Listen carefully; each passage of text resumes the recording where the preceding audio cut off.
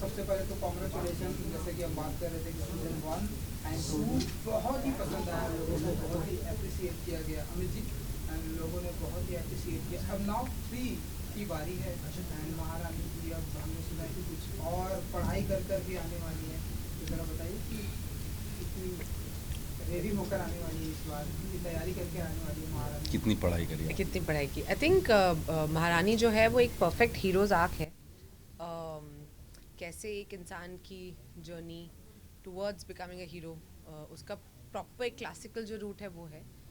End of course क्योंकि season 3 है और बहुत कम ऐसे शोज़ हैं इंडिया में जो सीज़न 3 तक या आगे तक बन पाते हैं, तो एक बहुत ही रेयर अचीवमेंट है अपने आप में ही।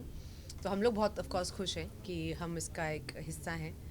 एंड 3 है तो और ज़्यादा स्टेक्स हाई होंगे, हमारे बीच की राइवलरी और हाई होगी। अभी आपने हमको जैसे बैठा भी दिया, ऐसे लग रहा है हम एक्चुअल में राइवल्स ही हैं।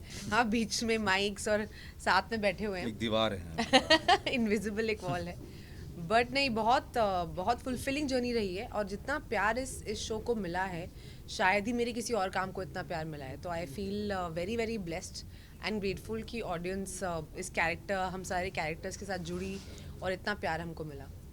उमा जी क्या कहेंगी, मतलब कि एक महारानी 3 आ रहा है आपका, तो मतलब कि क्यों आपने साइन किया था ये सीरीज और क्या रीजन था इसको साइन करने का? पैसे बहुत अच्छे मिल रहे थे। हाँ, कोविड के टाइम पे साइन किया था तो वैसे ही काम था नहीं, तो मैंने कहा अरे घर बैठे बैठे मेरी पहला जो मेरे लाइफ का सबसे पहला एक जो बोलते हैं ना जूम पे आप इंटरव्यूज़ भी करते हैं आजकल, और मेरा जूम पे नरेशन हुआ था इसका, तो मैंने बोला कि ये तो ज़रूर करना पड़ेगा।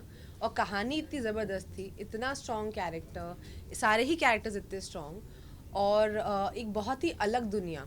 आई डोंट थिंक इससे अच्छा पॉलिटिकल सीरीज़ इंडिया में कहीं बना होगा। जो हम इंटरनेशनल शोज़ की बात करते हैं, हाउस ऑफ कार्ड्स हो गया या क्वीन हो गया, फिल्म हेलन मिरन की थी, या द क्राउन हो गया, उस लेवल का एक जो शो है जो इंडिया में नहीं था। जबकि as a country we love our politics, we love discussing cricket and politics, these two things. तो आई एम सो ग्लैड कि हम उसका हिस्सा बने। तकरीबन कितने पैसे इकट्ठा कर ली होंगी महारानी? तुम टैक्स डिपार्टमेंट से आए हो? महारानी नहीं, हमें सिर्फ जनता का प्यार चाहिए, वो तो मैंने इस मस्ती में बोल दिया। अरे सीएम की तनख्वाह क्या होती है यार, उतना ही मिलने और क्या? कैसी बातें कर रहे हो वाला यार? वीडियो बहुत ही वायरल हो रहा है, कहा था कि ब्लैक ड्रेस पहनो तो टोल करते हैं, ब्लैक ना पहनो तो भी टोल करते हैं। हाँ, ट्रोलर का काम ही है टोल करना। करेक्ट। और हमारा काम है बस अपना काम करना। ट्रोल करवाते रहना। हाँ अमित जी, आप बताइए कि किस तरह से महारानी जी जो है बहुत ही नाक में दम करके रखा हुआ है, इस पूरे सीरीज में हमने देखा है। तो अब तो ये पढ़ाई करके भी आने वाली हैं, तो भाई अब देखो, तो मुझे मेरा लग रहा है 3 में वो पूरे एकदम आर्टिकल के साथ में बात करेंगे, तो कितना तैयारी करके आप बातें करेंगे आप? मुझे जो कैरेक्टर मिला है ना करने के लिए, वो अगर महारानी नहीं होती तो होता ही नहीं। तो अगर ये तंग करना बंद कर देंगी तो मेरे को मार देंगे ये लोग शो में से यार। मैं तो चाहता हूँ और तंग करें ये, और तंग कर रही हैं, और उसी में मज़ा है और खेल है उसमें, और उसी से ही स्टोरी आगे जा रही है। तो देखते हैं क्या होता है अभी। उमा जी ये टैगलाइन पे कितना बिलीव करती है, कमजोर बंदूक चलाते हैं और समझदार जुर्म? अभी तो समझदार को इशारा ही काफ़ी है। हाँ। नहीं, आई थिंक बिल्कुल मैं इस बात से वाकिफ़ रखती हूँ कि जो चीज़ बातचीत से और दिमाग लगा के हो सकती है, उसके लिए हाथ पैर क्यों चलाना। नहीं,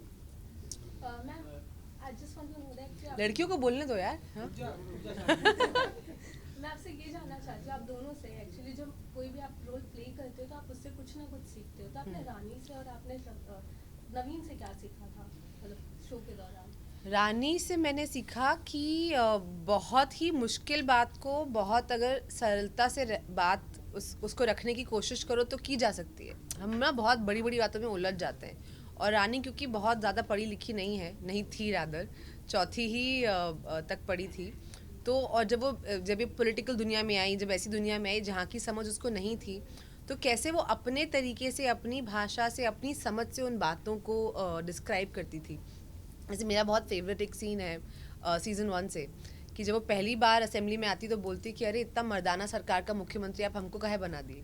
ना एक्चुअली वो कितनी बड़ी बात बोल रही है, अबाउट रिप्रेजेंटेशन ऑफ वुमेन। जैसे यहाँ पे भी आजकल देखो तो लड़कियाँ कम ही हैं, और पॉलिटिकल सीन में भी कम होती हैं, बट रिप्रेजेंटेशन बहुत ज़रूरी है. But of course she did not understand the words और द कॉन्सेप्ट्स. वो सिर्फ अपना एक्सपीरियंस बता रही थी.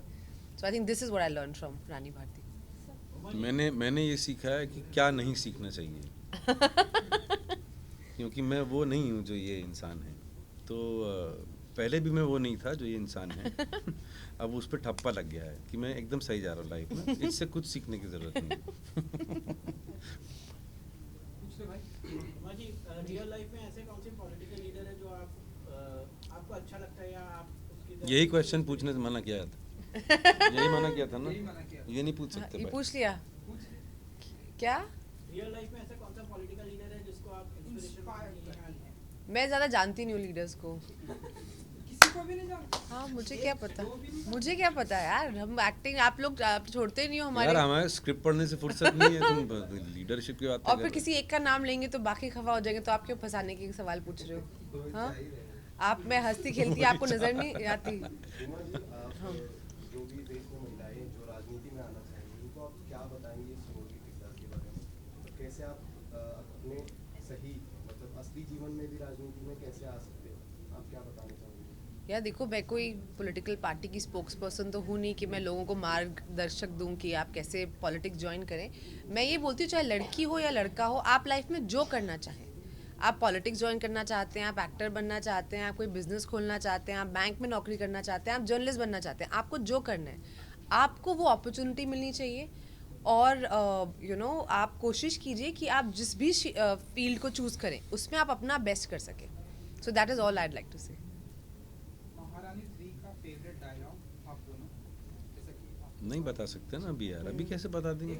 ये है लिखा हुआ इतना बड़ा डायलॉग.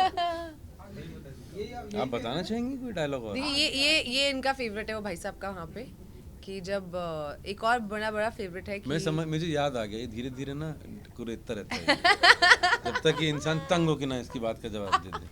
यही तो स्ट्रेटजी है. स्ट्रेटजी मेरा फेवरेट है. वो टीजर में भी था ना वो कि हम जब चौथी हाँ. फेल थे तो आप सबकी नाक में दम कर दिए थे. अब ग्रेजुएट हो जाएंगे तो क्या होगा आप सबका? बहुत बुरा होगा.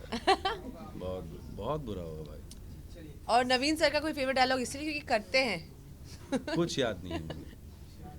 चलिए 7th ऑफ मार्च को स्ट्रीमिंग होने वाली है. जी. तो आपके फैंस के लिए प्लीज़ देखें.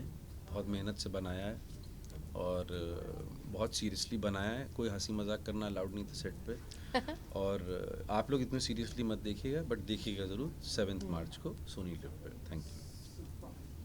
7th March also Women's Day. Please watch महारानी. हमने बहुत प्यार से बनाया है, बहुत मेहनत से बनाया है.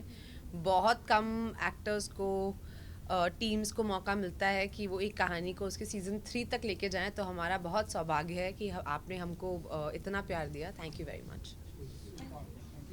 Thank you. हटा देते हो थोड़ा सा ये सब टेबल है पूरा पूरा पूरा पूरा हो गया ना डन.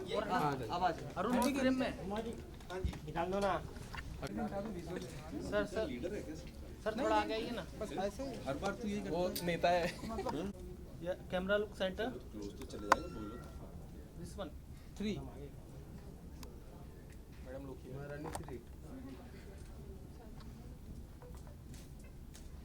हमारे सेंटर उमा जी यहाँ पे आप पीछे साइड जाइए ना. या मैम लेफ्ट साइड आपके. सेंटर सर सेंटर चलो डन.